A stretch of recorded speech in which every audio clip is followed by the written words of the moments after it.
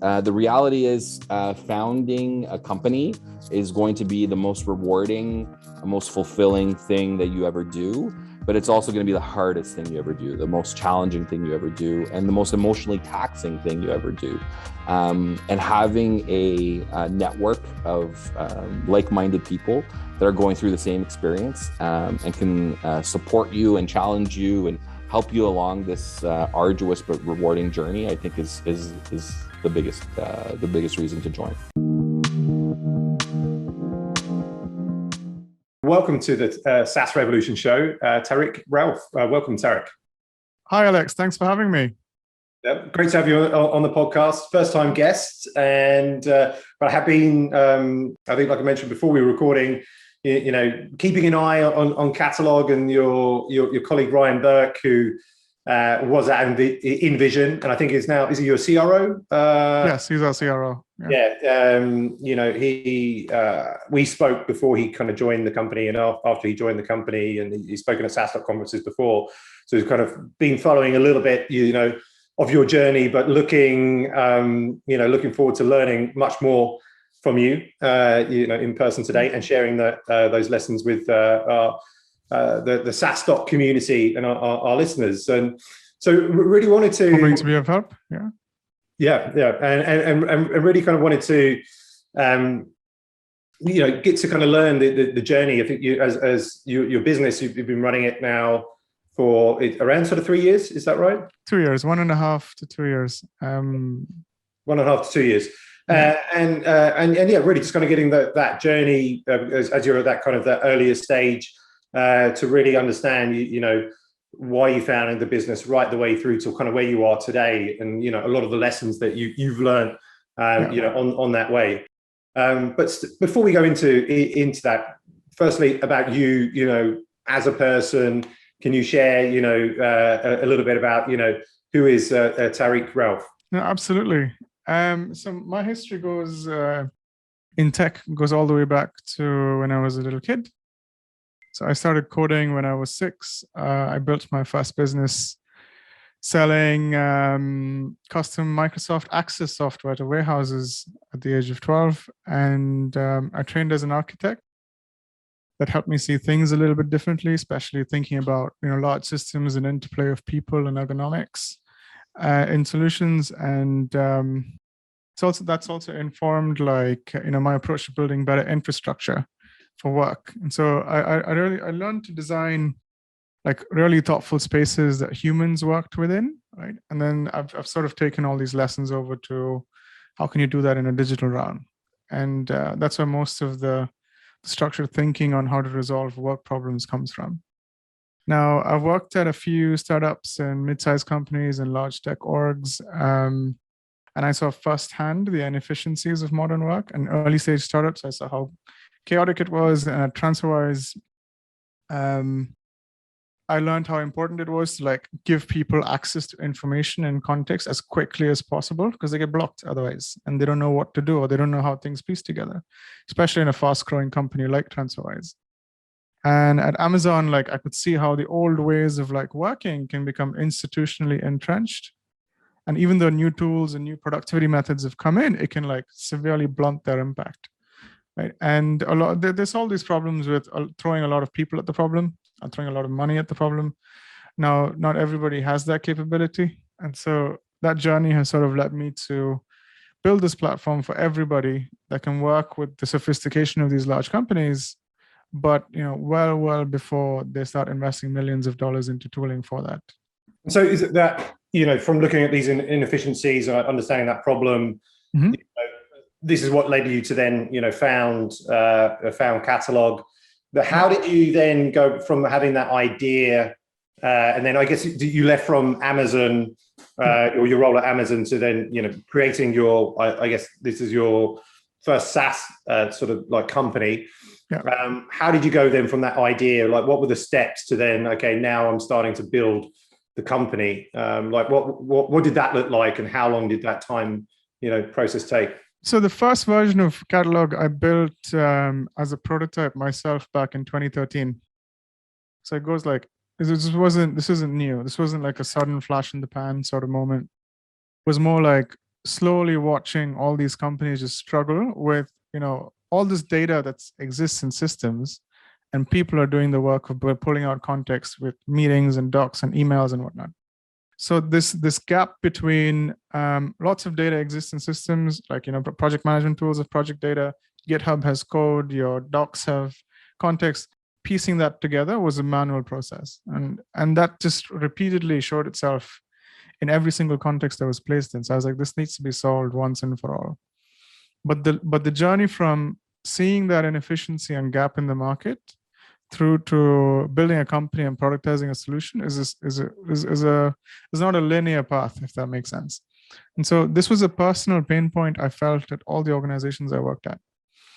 And I found ways to solve it for myself, my team, and my org with ad hoc processes, right? And slowly the productization of how does this manifest as a SaaS tool happened. It was a slow cooking process, right? And it was thinking through the abstractions, thinking through the interfaces, thinking through the usage models and how people would interact with it, how other people would interact with it. And so there was a slow cooking process for about 5-6 years where I looked at it from 30 different angles.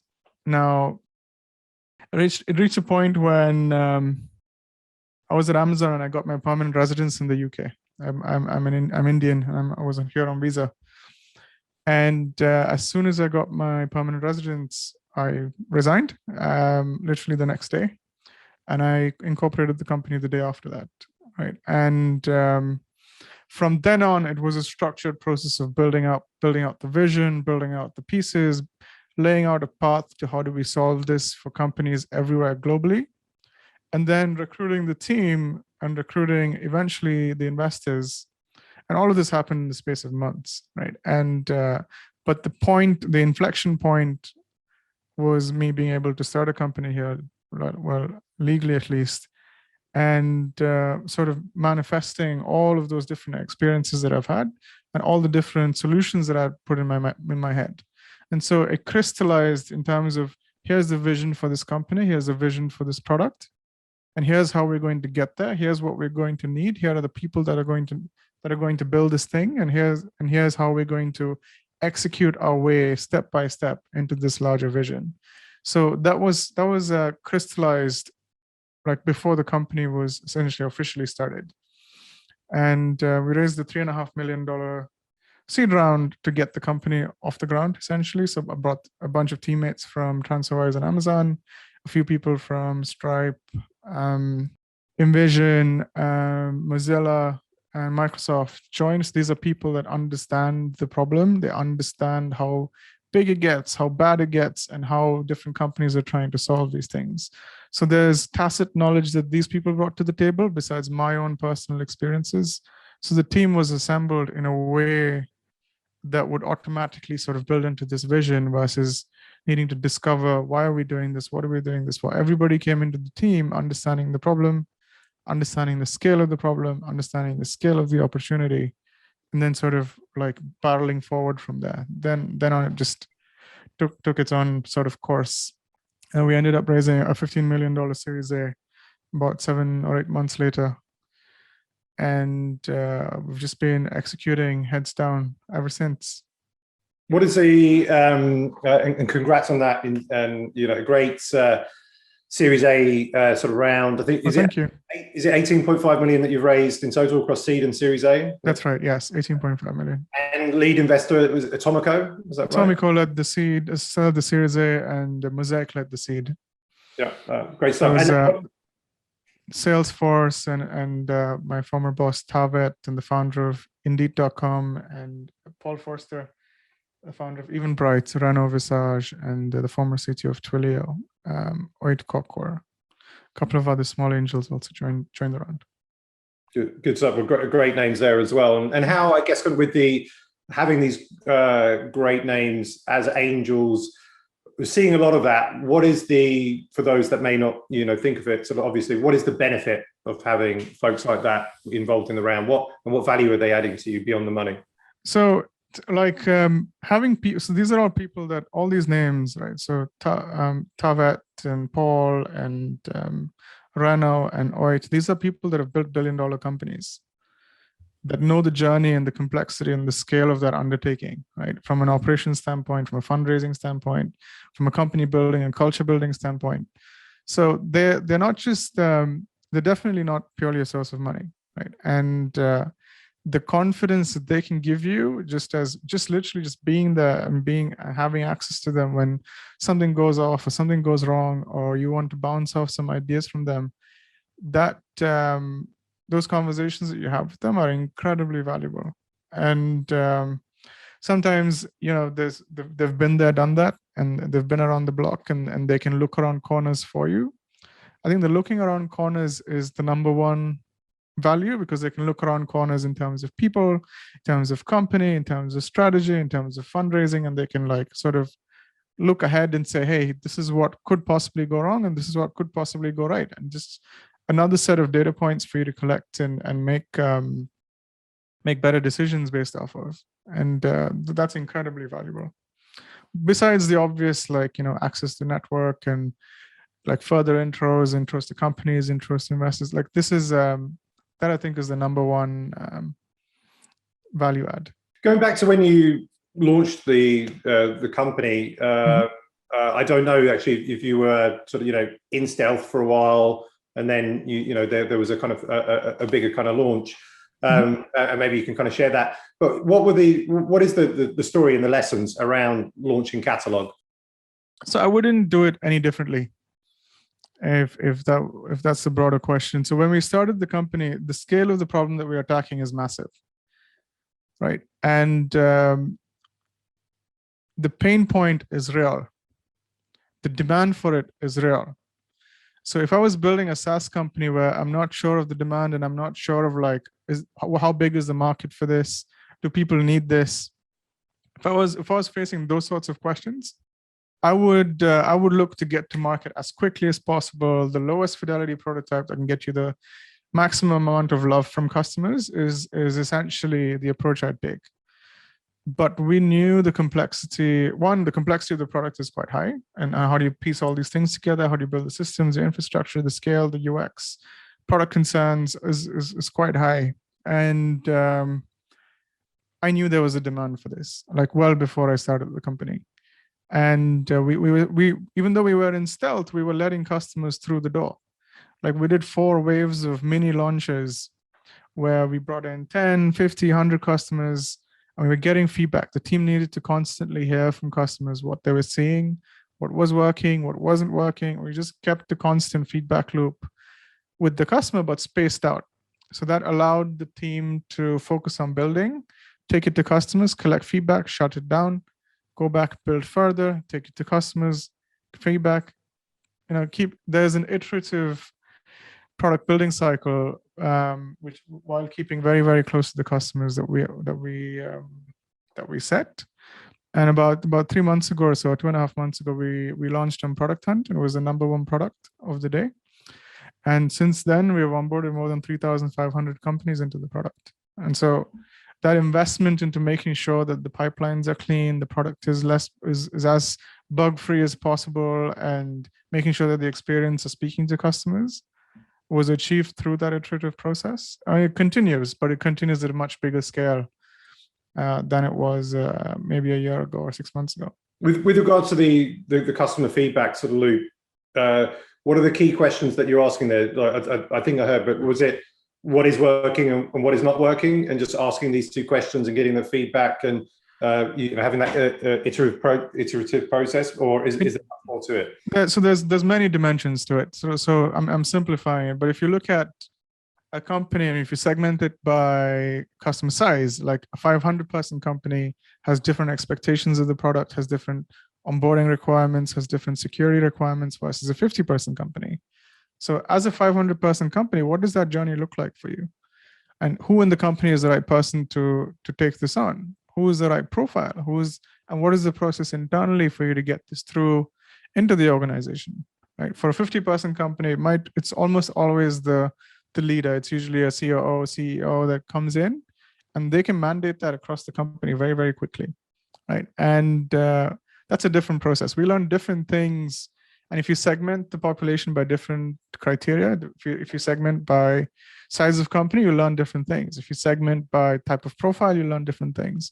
If you segment by what use case that they're coming in for, you learn different things. So our job was to make sure that the questions were clear for the profile and company size that we were looking for. And that's sort of like the technographics and what sort of technologies are they using, the firmographics of the company, what sort of company are they, what use cases, which industry. So we have a map of all these different concerns, and then we sort of fill that with as much information as possible for us to make the right decisions. And in terms of the model or the pricing model, for the product, so you mentioned after the product hunt launch, 3,000 new signups, which is fantastic. Are these going into a freemium plan, and then you sort of like monetizing them through other means, or how does the pricing sort of work? So there's a mix of those, right? So there's a small companies. We allow, if you're up to 10 people, we allow you to use the product for free, so you can get used to the capabilities and features. Once you get past that, you have to pay. And so we have various companies in the hundreds of people scale. We're now starting to speak to the thousands of people scale companies, the tons of companies, the tons of agencies, and the 100 people, 80 people, 100 people scale. So that's the sort of like anything above 10 is monetized. And in terms of the go-to-market model, like, so beyond the product hunt launch, how are you acquiring customers? What are the strategies? So early on, we had an early access list, right? And we broadly sort of sprayed the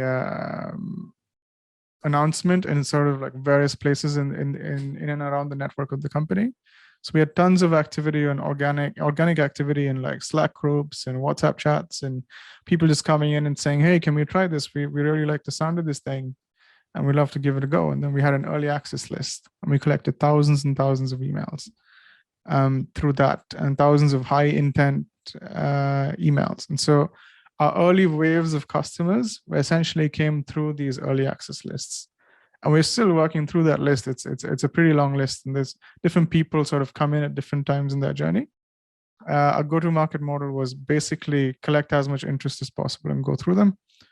We also, yes, Product Hunt gives you a nice little bump, but that's not where the traffic is coming from. The traffic is coming from organically people talking about the existence of the company, lots of people, lots of referrals through our network, and existing customers that are using the product and talking about it to other customers. So there's various channels that are operating. Have you tried? So these sound like some of the channels and the things that activities that you've done that have worked or are working, continue to work. What about that's not things that you've tried that haven't worked, and that maybe you've just kind of like tested once and switched off, or any lessons that you can learn from what you've tried around go-to-market that hasn't worked as well?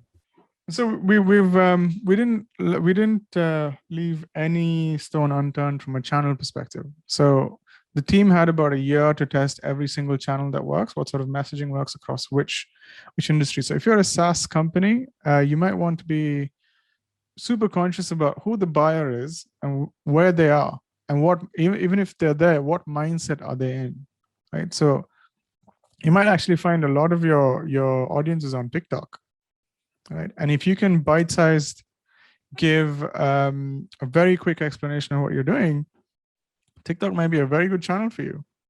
And if you can go to Reddit and you can put tons of money into Reddit ads, for instance, right? And you might get lots of clicks, but the intent isn't there for that journey. Even if the buyer profile is right, you might get some amount of discovery, so it doesn't really work.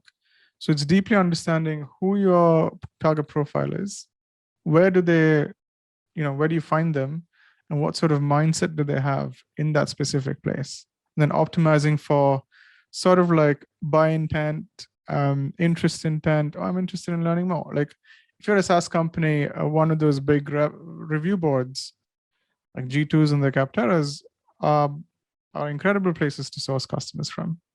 No, makes sense. And I wanted to know or learn a little bit more. So as in your previous sort of roles, so you were leading products or leading product engineering, I believe, right? In for the growth team, yeah.